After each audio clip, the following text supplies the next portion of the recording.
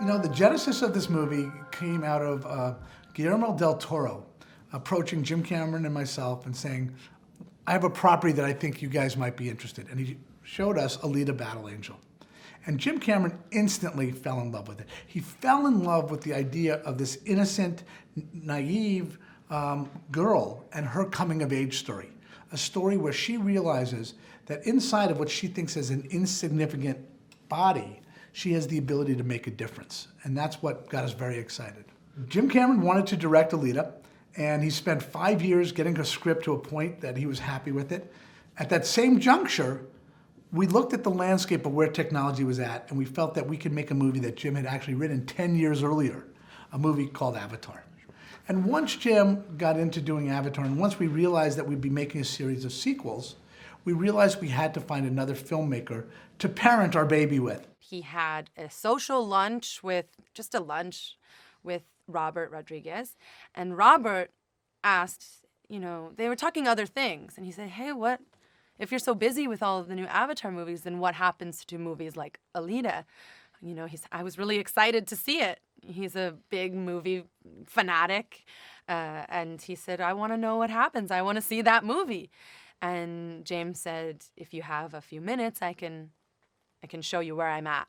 And he brought out a 600-page document, and he said, if you can crack this, you can do Alita. I briefly had talked to Jon and Jim back in 2006, before Avatar, when Jim was still debating which movie he was going to work on. And then things happened like they did, and I ended up going on to Avatar and other movies. And then 3 years ago, I walked into Joe Letteri's office, and he said, hey, this movie that from all this time ago is going to happen now. What do you think? Do you want to be involved? And I said, hell yeah. I can't wait. Because I had read part of the script, and I had read the manga, and I thought, man, this is going to be great. Who's going to direct it? And he said, Robert Rodriguez. And I said, oh my God, because I'm a huge Robert fan. And then Robert showed up the next week, and we had our first meeting about it, and it was just went on from there. Well, my job is to oversee everything that goes through, mostly focusing on some of the harder technical aspects. And in this case, it was really Alita and trying to capture the detail of her face, because Rosa just gave us a very spirited performance. I was just very connected with the material, and I owned her, and I was very emotional, and I think that that's what they wanted for Alita. They wanted someone who was very emotional and able to express that, a very expressive face, and I think I conveyed that. So we all raised her together at that point. So that was about 2 years ago. She had a lot of nuance, and it was really, kind of tricky to take what she was doing and to take it to this character that has a very unique, shape to the face, where she's got a smaller mouth and these bigger eyes. Make sure that that's, appealing, but still you understand that it's not human, and you understand and connect with the emotions. In terms of the performance capture suit, what it did was it created a blank slate. I didn't have to be concerned with superficial elements like what my face looked like, if the makeup was right, if the hair was right, if the wardrobe was right. These things serve to help you and inform the character in a live action sense. But it was such a gift to not have to worry about those things. Performance capture is doing as much as possible as you can to record the actor's performance in many different ways, in 3 dimensions, not just 2-dimensional as you would photograph it. But then you go through this process of translating that performance to the character. You're constantly looking and making sure that the thing we started with is translating correctly onto the final product, onto those final shots. And because there are differences, because, Alita is not Rosa Salazar, you have to understand that when Rosa does something particular, and you feel an emotion for that, how do you understand that same emotion from Alita? Depending on different scenes and what Robert needs in different scenes, sometimes we go to keyframe animation. And depending on the characters, we've got a lot of mech robots and different crazy designed characters that all we can do is keyframe the animation for those characters. Keyframe animation, again, its history goes back to you do a drawing, you do another drawing, and you figure out the drawing in between, and you string those together until you have a moving performance. In digital animation, in keyframe animation, it's the exact same process. We look for a very strong, beautiful pose of Alita or a robot, and then we figure out another really strong, beautiful pose, and we figure out the one in between, and we string those together until we have a physical performance that we love. And, I think for this film, we have such a strong team of very talented animators working with us. Some from France.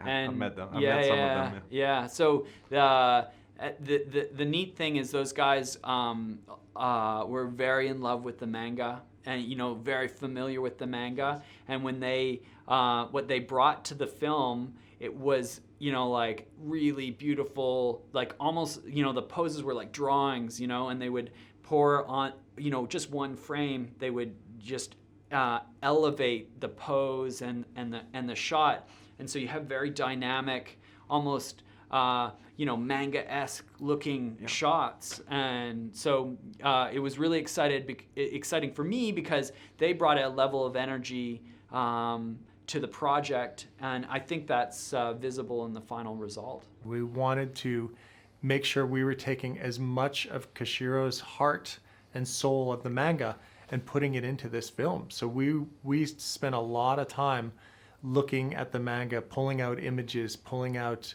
still frames, even poses, hairstyles, or even the way the hair was moving in certain shots, and getting that into our film. Robert and Jon looped in Kishiro very early on, and Jim, they looped in Kishiro and worked with him. They wanted this work to be true to the manga. I mean, that's always been a criticism, right? Like, everyone that watches any movie that's been adapted from a manga that's always been the biggest criticism. Like, it doesn't look like the manga. It's completely different. And we wanted to make sure we weren't going to fall in that category. We were worried about it as well, and we were very conscious as we went through the process to make sure that we lived up to the commitment that we made to Kishiro when we first talked to him about acquiring the rights, that when he saw the movie, he would feel that it was of his world. There was so much of it brought into the script itself from Jim and Robert that we needed to make sure visually we were hitting the same thing. The very early animatics. Animatics are when you take a bunch of storyboards and you string them together and you play them as a movie, but it's just still images. Yeah. Those very early animatics had frames from the manga cut into them because Robert wanted shots that had that framing or those poses or that energy.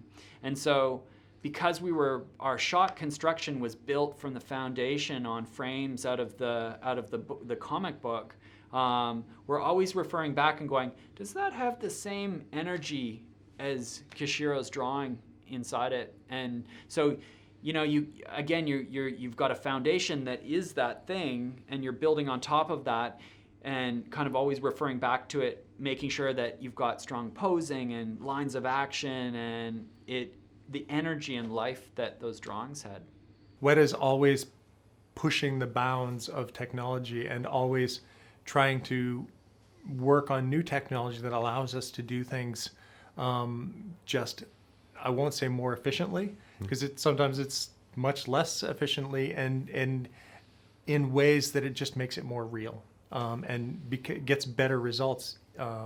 So it's things like hair solves. So our hair for Alita is solved completely different than we've ever done. We're solving individual hairs on her head. So they're all colliding with one another. and moving, and when she jumps in the water, it simulates the water onto her hair, so we're calculating the water surface on her hair. Or her eyes, we're simulating, it's the first time we've ever simulated her eye fibers to basically age the eye fibers in her eye through a simulation to create more realistic eyes, super high resolution eyes, with detail in them that is just absolutely insane. The amount of geometry in one iris is more than we had in Gollum for Lord of the Rings. You told me earlier that this movie involved about 2,000 people over 4 years.